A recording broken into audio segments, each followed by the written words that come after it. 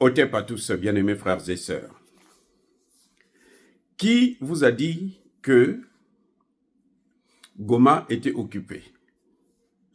Ça dit que c'est incroyable. On a beau vous dire que Goma est sous contrôle. Je vous avais dit la dernière fois, ils ont les criminels de Kagame, ils ont à peine 3 quartiers sur 18. Ils n'ont pas l'aéroport, ils n'ont pas le centre-ville, ils n'ont rien. Ils font que s'agiter. Et on va les déloger de là-bas aussi. Vous savez, il n'y a rien à faire. Vous voyez? Alors, aujourd'hui, 1er février 2025, juste après la réunion qui a eu lieu à peine hier, vendredi 31 janvier 2025, à Harare, pour les pays de la SADC, eh bien, l'Afrique du Sud passe à l'action. La ministre sud-africaine de la Défense était aujourd'hui là, à Goma. Elle a atterri à Goma. Pas à Bukavu, à Goma. Avec son jet, avec les couleurs, le drapeau de l'Afrique du Sud. À Goma. Bon, dites-moi, comment peut-elle atterrir à Goma alors que Willing Goma est là-bas? Alors que Corneille Nangaa est le patron de Goma. Ça va de soi, les amis. Madame a atterri à Goma avec le chef d'état-major de l'armée sud-africaine, avec le chef des services de renseignement de l'armée sud-africaine. Ils ont été accueillis avec un cortège autre. Ils sont venus, ils ont parti jusqu'à l'hôpital voir les blessés. Madame, le ministre de la Défense, a fait son travail pour venir maintenant évaluer les besoins pour une offensive définitive pour arrêter avec cette histoire de Kagame. Les amis, maintenant, expliquez-moi comment se fait-il que l'aéroport est dans les mains des terreaux rwandais et madame atterrit tranquillement et elle décolle encore, elle s'en va tranquillement. Vous avez déjà vu ça? Depuis quand? Kagame a dit non, la menace, non.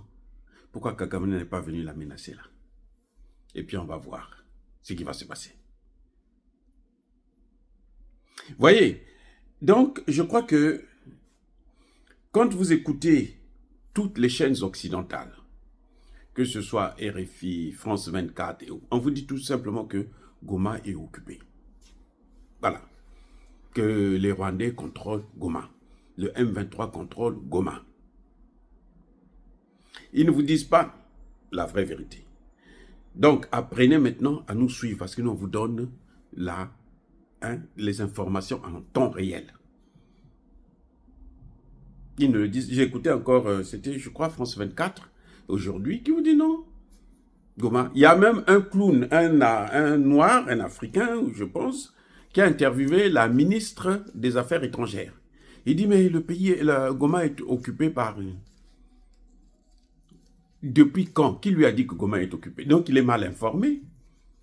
Et ce sont des gens comme ça qui ont la possibilité de rencontrer la ministre. Si nous autres, on veut la rencontrer, là, vous allez voir, on va nous mettre toutes les barricades possibles. Eux, parce que eux, ce qu'ils font là, c'est ce que les Occidentaux demandent. Ils veulent. Donc, ce sont les Occidentaux qui les mettent en contact. Est-ce que vous comprenez maintenant le système? Ce sont les Américains, les Français, les Anglais et autres qui les mettent en relation, qui leur donnent leur numéro de téléphone, parce que leur numéro de téléphone, vous ne pouvez pas avoir ça. Comment? Même en passant par l'ambassade, vous ne pouvez pas. Mais eux, des journalistes pourris comme ça, comme ils travaillent pour eux, c'est comme ça que vous pouvez comprendre que lui, il travaille pour les Occidentaux. C'est si simple.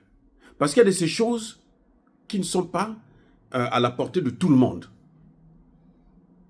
Quelque chose que vous êtes. Vous êtes chercheur, moi je suis chercheur, mais je ne peux pas la rencontrer. Non, c'est pas possible. Et de toute façon, je n'ai pas envie. Mais même si j'avais envie, je n'aurais pas accès à elle. Non, le monsieur, il a la possibilité de s'asseoir avec elle pendant au moins 30 minutes, 1 heure. Et qu'est-ce qu'il dit? La première des choses, la première question qu'il dit, mais qu'est-ce que vous allez faire puisque Goma est occupé? Alors que c'est faux. Et la ministre n'ose pas clairement. Elle a dit, mais vraiment de façon très... Il faut être comme nous, qui connaissons la vérité pour comprendre que, bon, elle a dit la vérité. Elle a dit, il y a une partie qui est occupée. Elle a dit, c'est moitié-moitié. Quand c'est la technique de la communication occidentale. Quand ce n'est pas avantageux pour eux, il faut se taire, faire comme si ça n'a jamais existé.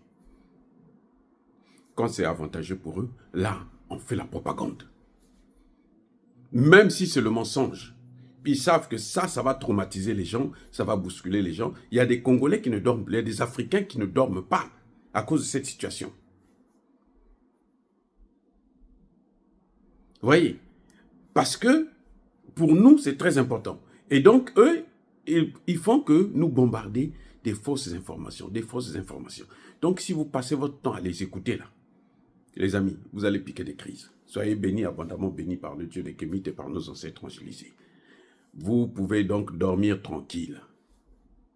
Goma est sous ton contrôle. L'aéroport de Goma est dans les mains des FARDC et des Ouazalendo. Vous comprenez? Et vous ne pouvez pas prétendre occuper un pays, un territoire, si vous n'avez pas son aéroport, si vous n'avez pas sa radio ou sa télévision. Parce que ça, ce sont les oripeaux du pouvoir. C'est par là que vous pouvez communiquer avec l'étranger ou avec votre propre population.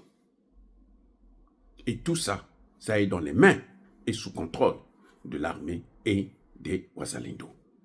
Ils continuent toujours à attaquer. Le problème, c'est que les FARDC sont toujours en position défensive. Est-ce que c'est par rapport au manque de moyens? Je n'en sais rien. Mais en tout cas, il est temps que Tshisekedi comprenne qu'il faut aller voir les Russes. C'est tout. Il ne faut pas avoir peur de Macron. Macron n'est rien. Même les Américains, aujourd'hui, ne peuvent plus faire la guerre contre les Russes.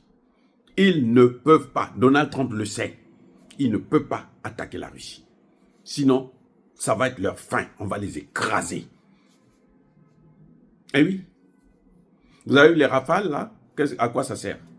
Emmanuel Macron a dit qu'il va envoyer. Non, il n'a qu'à envoyer, on va voir. Si ça va changer la donne. Ça peut rien. Si les F-16 n'ont pas pu changer, vous croyez que c'est la rafale là qui va venir en changer? Le rafale, ce n'est pas un avion de combat. C'est la pourriture. C'est la pacotille. Eh oui. Oh, les bénis, les amis, que tous ceux qui persécutent le Congo et l'Afrique, qu'ils soient noirs, blancs, chinois, arabes, juifs, indiens, qui qu'ils soient punis, maudits, foudroyés, neutralisés, écrasés, effacés par le Dieu des Kémites et par nos ancêtres angélisés. Vive l'Afrique éternelle, j'ai dit et j'assume.